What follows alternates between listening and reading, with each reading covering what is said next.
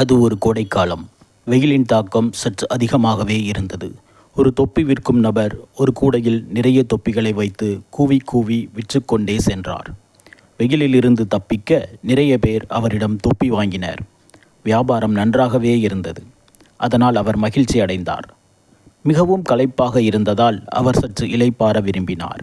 எனவே செல்லும் வழியில் ஒரு மரத்தடியில் அமர்ந்தார்.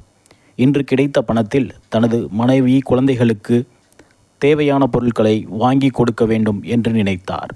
களைப்பாக இருந்ததால் அப்படியே தூங்கிவிட்டார். அந்த மரத்தில் நிறைய குரங்குகள் இருந்தன. அந்த குரங்குகள் தொப்பி விற்பவரையும் அவரது கூடையில் இருந்த தொப்பிகளையும் கவனித்து கொண்டு இருந்தன. அவர் தூங்கியதும் அந்த குரங்குகள் மரத்தில் இருந்து கீழே இறங்கி வந்து அவரது கூடையில் இருந்த தொப்பிகளை எடுத்துக்கொண்டு மீண்டும் மரத்தில் சென்று அமர்ந்து கொண்டன.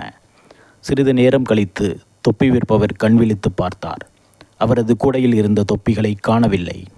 இதனால் அதிர்ச்சி அடைந்த அவர், தொப்பிகளை யார் எடுத்திருப்பார்கள், இங்கு யாரும் இல்லையே என்று நினைத்து கொண்டே மரத்தின் மேலே பார்த்தார். அங்கு குரங்குகளிடம் அவரது தொப்பி இருப்பதை பார்த்து அதிர்ச்சி அடைந்தார். இந்த குரங்குகளிடமிருந்து எப்படி தொப்பியை வாங்குவது என்று யோசித்தார். கீழே இருந்த சில தொப்பிகளை குரங்குகள் எடுத்துவிடக்கூடாது என்று நினைத்து அவற்றை தனது தலையில் அணிந்து கொண்டார். வியர்வை அதிகமாக இருந்ததால் தலையில் இருந்து தொப்பியை எடுத்து சற்று காற்று வாங்கிவிட்டு மீண்டும் தலையில் மாட்டினார். அதை பார்த்த குரங்குகளும் அவர் செய்ததைப் போலவே தலையில் இருந்த தொப்பியை கையில் எடுத்துவிட்டு மீண்டும் தலையில் மாட்டிக்கொண்டன. அதை பார்த்ததும் அவருக்கு ஒரு யோசனை தோன்றியது.